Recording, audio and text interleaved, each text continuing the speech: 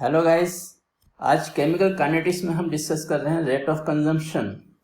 उसके लिए आप ये तो जानते ही हैं कि कोई भी रिएक्शन जब होती है तो रिएक्टेंट प्रोडक्ट में चेंज होता है और रिएक्टेंट की कंसंट्रेशन टाइम के साथ डिक्रीज करती है। आपके सामने ये ग्राफ दिया गया है कैसे टाइम के साथ रिएक्टेंट कंसंट्रेशन डिक्रीज हो रही है और इस कंसंट्रेशन को हम मोल पर लीटर यूनिट में लेके चल रहे हैं। तो अब देखते हैं रेट ऑफ कंजम्पशन। पहली बात तो याद रखना, दो टाइप के होते हैं। Number 1 average rate of consumption and number 2 instantaneous rate of consumption. तो एवरेज रेट निकालने के लिए आपको दो टाइम इंटरवल चूज करने पड़ेंगे, उनकी कंसंट्रेशन चेक करनी पड़ेगी। जैसे इस ग्राफ में आप देख रहे हो T1 कंसंट्रेशन पर T1 टाइम पे जो कंसंट्रेशन है वो C1 है और T2 टाइम पे जो कंसंट्रेशन है वो C2 है। तो आप देखते हैं सबसे पहले चेंज निकालते हैं। डेल्टा आर ब्रैकेट में जो लिया गया आर ये मोल पर लीटर को रिप्रेजेंट कर रहा है। डेल्टा का साइन चेंज को रिप्रेजेंट करता है। चेंज हमेशा फाइनल माइनस इनिशियल होता है। फाइनल कंसंट्रेशन C2 है और इनिशियल कंसंट्रेशन C1। और टाइम इंटरवल जो डेल्टा टी है हमारा वो है T2 माइनस T1। अब देखिए आपके पास चेंज भी है, टाइम इंटरवल का भी है आपके पास और कंसंट्रेशन चेंज भी है। लेकिन ये हमेशा ध्यान रखना जो डेल्टा आर होता है ये नेगेटिव वैल्यू होती है क्योंकि C2 की वैल्यू C1 से छोटी है। तो जब आप delta R by delta T करते हो तो ये वैल्यू आएगी नेगेटिव। और ये हमेशा याद रखना, रेट ऑफ रिएक्शन हो, रेट ऑफ कंजम्पशन हो या रेट ऑफ फॉर्मेशन हो, तीनों टाइप के रेट जो होते हैं वो पॉजिटिव वैल्यू होती है। अब इसको पॉजिटिव करने के लिए माइनस से मल्टीप्लाई करना पड़ेगा। अब ये बन जाता है आपका पॉजिटिव वैल्यू और ये इक्वल टू हो जाएगा C2 minus C1 upon T2 minus T1 और इसको मल्टीप्लाई कर देंगे नेगेटिव साइन से। अब ये वैल्यू आपको पॉजिटिव मिलेगी। इससे निकालते हैं एवरेज रेट ऑफ रिएक्शन। तो average rate of reaction time interval के बीच निकाला जाता है। और दूसरा होता है इंस्टेंटेनियस। जैसे टी टाइम पर आपको इंस्टेंटेनियस स्पीड निकालनी हो तो आपको यहाँ पर टेंजेंट लेना पड़ेगा और टेंजेंट के स्लोप के अकॉर्डिंग इसको आप इंस्टेंटेनियस फाइंड करते हो।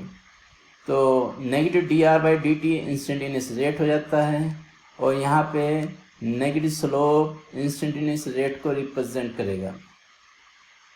तो इस तरीके से ये एवरेज रेट और इंस्टेंट रेट आपके कंप्लीट हो जाते हैं।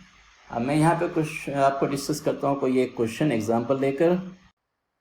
ये एग्जांपल हो जाता है from the concentration R at different times given below calculate the average rate of reaction. यहाँ पर average rate of reaction find out करना है और आर पी के साथ डिफरेंट टाइम इंटरवल्स पे कंसंट्रेशन आपको गिवन है। तो सबसे पहले आप 0 to 5 सेकेंड इंटरवल पर एवरेज रेट निकालेंगे, 5 to 10 पर निकालेंगे, 10 to 20 पर निकालेंगे और 20 to 30 पर निकालेंगे। तो ये फॉर्मूला आपको हमेशा याद रखना है जब भी रेट ऑफ कंजम्पशन रेट निकालना हो तो negative delta R by delta T equal to negative C2 minus C1 upon T2 minus T1। अब देखिए सबसे पहले हम केस 1 लेते हैं। जब टाइम इंटरवल हमारा 0 to 5 सेकेंड हो तो इस केस में जो डेल्टा टी की वैल्यू आएगी T2 माइनस T1 ये आपको हो जाएगा 5 माइनस 0 5 सेकेंड। और T1 टाइम पर जो C1 है वो आपका है 160 इंटू 10⁻³ और T2 टाइम पे जो कंसंट्रेशन है C2 वो आपकी हो जाएगी 80 इंटू 10⁻³ मोल पर लीटर। तो negative delta R by delta T ये आपको हो जाएगा नेगेटिव C2 की वैल्यू पुट कर दीजिएगा 80 इंटू 10⁻³ माइनस 160 इंटू 10⁻³ अपॉन 5। जब ऊपर हम ब्रैकेट को माइनस करेंगे तो नेगेटिव वैल्यू आएगी, नेगेटिव को नेगेटिव से मल्टीप्लाई करेंगे तो पॉजिटिव हो जाएगी। ये आपकी हो जाएगी 80 इंटू 10⁻³ डिवाइड बाई 5। तो पहले इंटरवल में हमें वैल्यू मिल गई है 16 इंटू 10⁻³ मोल पर लीटर पर सेकेंड। अब दूसरे इंटरवल लेते हैं 5 to 10। ये आपकी मैं डायरेक्ट वैल्यू पुट कर रहा हूँ, जैसे हमने ऊपर फिल किए ऐसे नीचे वैल्यू लेंगे। तो ये आपका हो जाएगा, टाइम इंटरवल तो आपका हो गया है 10 - 5 और कंसंट्रेशन चेंज आपकी हो गई है 40 - 80 इंटू 10⁻³ 10⁻³ को ब्रैकेट में ले लिया, बाहर निकाल दिया। तो यहाँ से जो वैल्यू आई है वो आपकी हो जाएगी 40/5 इंटू 10⁻³। तो 8 इंटू 10⁻³ मोल पर लीटर पर सेकेंड। थर्ड इंटरवल है 10 to 20। यहाँ पे जब हम वैल्यू निकालेंगे तो ये आपकी हो जाएगी, टाइम इंटरवल हो गया है 20 - 10 और कंसंट्रेशन चेंज हो गई है 10 - 40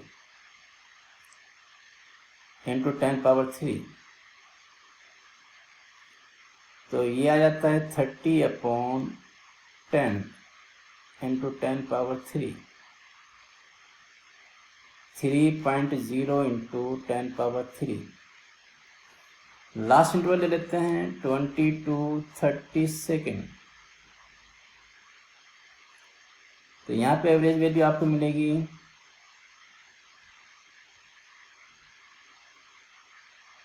2.5 - 10 इंटू 10⁻³ डिवाइड बाय 30 - 20। तो ये आपका जाएगा 7.5 इंटू 10⁻³ अपॉन 10। तो 0.75 इंटू 10⁻³। तो इससे करके आपको डिफरेंट टाइम इंटरवल पर डिफरेंट एवरेज रेट मिल जाते हैं।